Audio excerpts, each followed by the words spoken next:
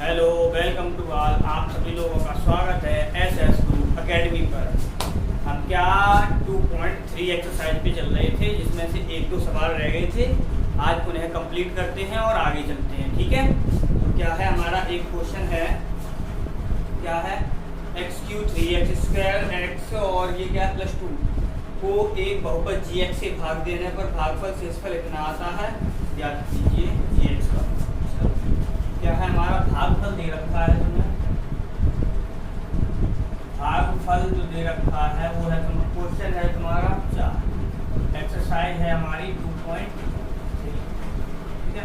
भागफल दे रखा है हमें कितना, भागफल और शेषफल x-2 और शेषफल दे रखा है हमें, शेष दे रखा है -2x + 4, ठीक है।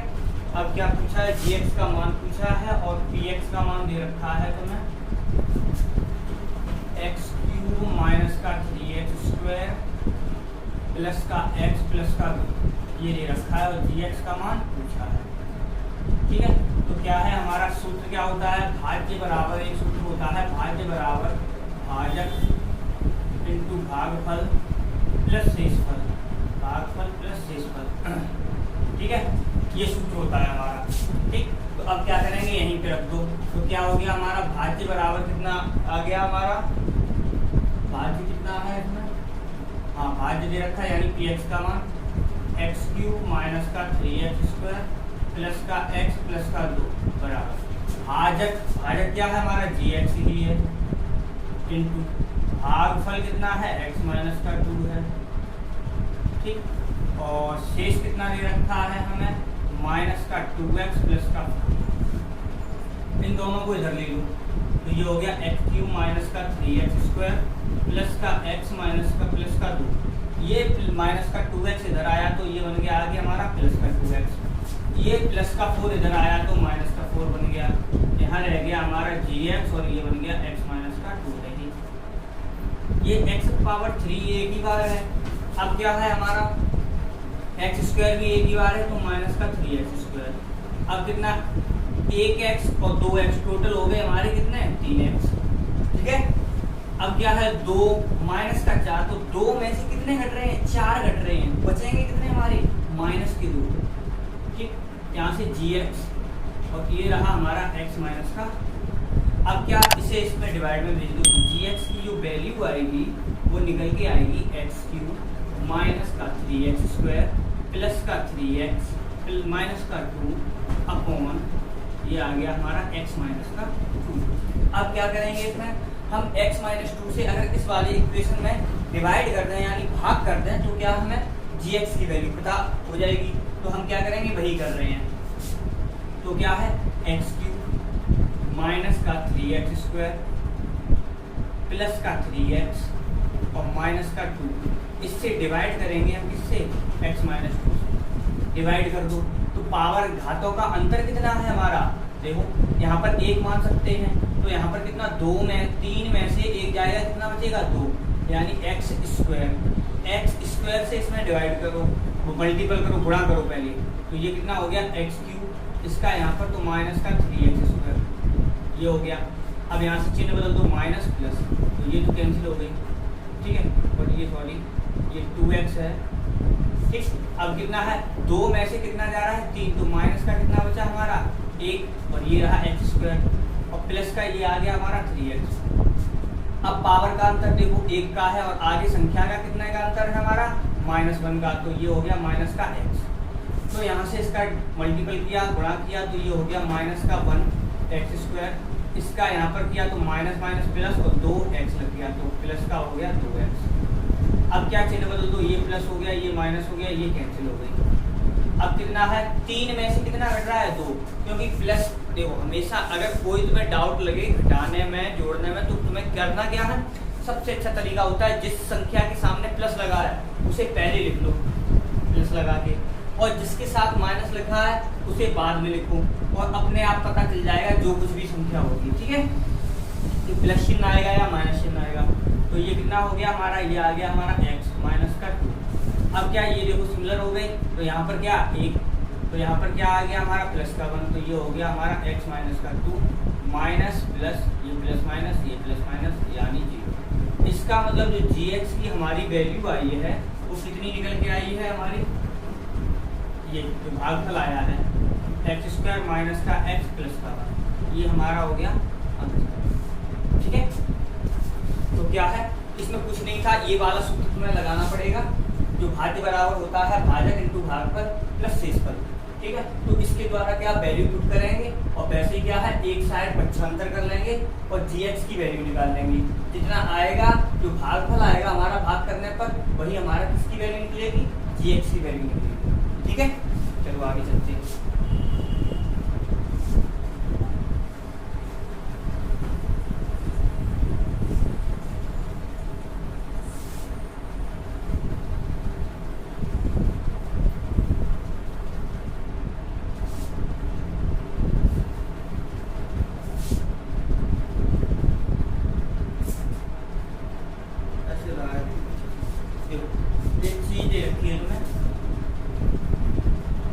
ये हमारा क्या होता है भाग का चिन्ह, तो यहाँ पर उन्होंने ये दे रखा है, ये है gx, ये है हमारा px और ये है qx और ये है rx।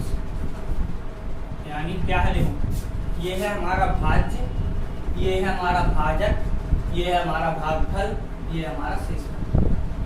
ठीक है, अब क्या करना है, उन्होंने ये कहा है पहले में ये दे दिया है घात, यानी घात होनी चाहिए, घात जो px की है वही हमारी घात किसकी निकले, qx की निकले जाके। ठीक है, तो वही घात हमारी किसकी, qx की निकले जाके। अब क्या किया इसमें, तो देखो px ये रहा, qx ये लिया, इसका मतलब क्या है, हमारा जितनी घात हमारे में किसमें भाज्य में हो उतनी ही घात हमें किसमें मिल जाए, भागफल में मिल जाए।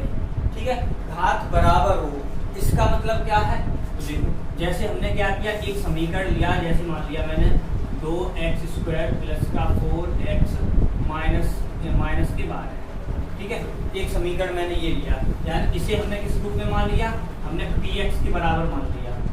ठीक है, अब क्या किया हमने, जो gx का मान है वो हमने मान लिया, gx का मान 2, gx का मान कितना मान लिया 2। अगर हम 2 से इसमें डिवाइड करेंगे तो हमारा क्या आ जाएगा px, यानी डिवाइड करेंगे हम किस पे, gx से।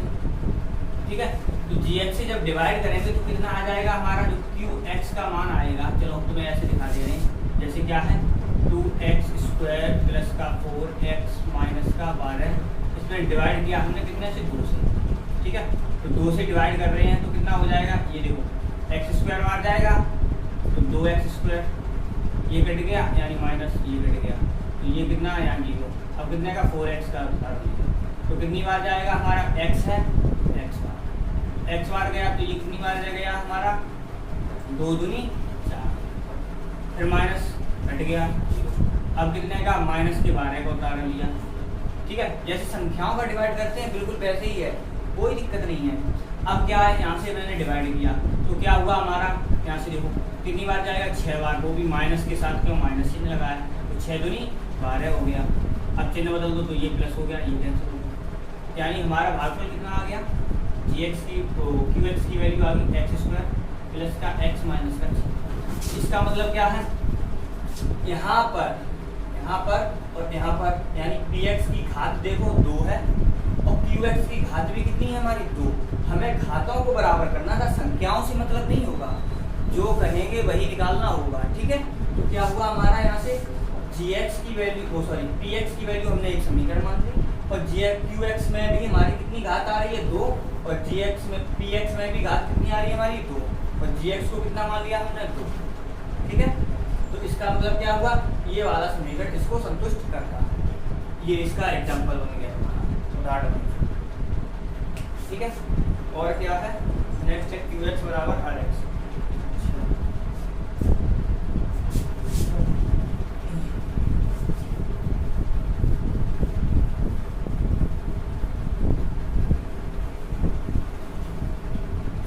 अब दे रखा है तुम्हें qx बराबर rx।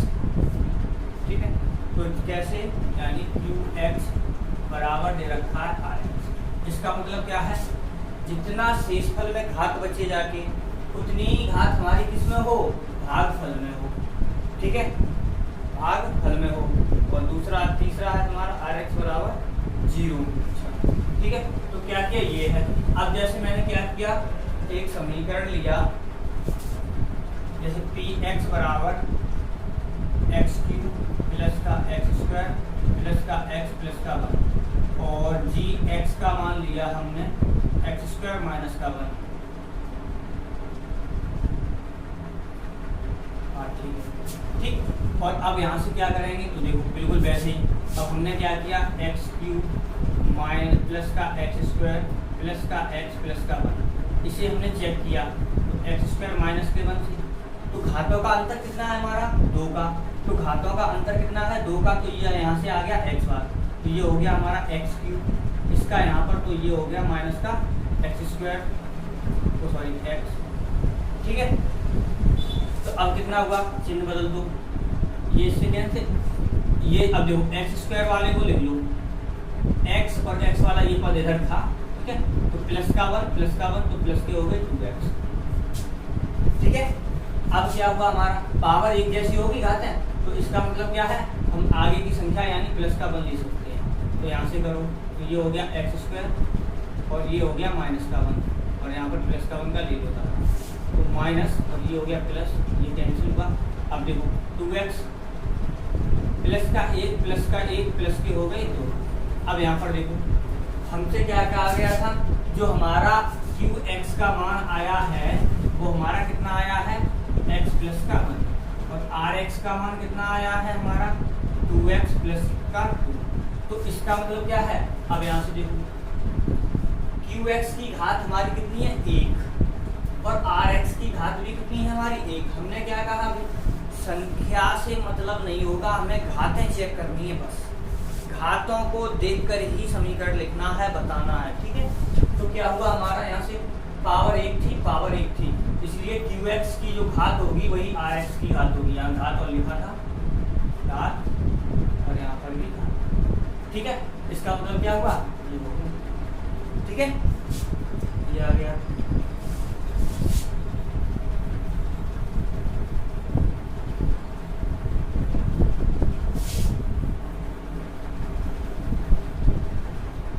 अब क्या है तुम्हारा, rx का जो मान है वो तुम्हारा कितना है,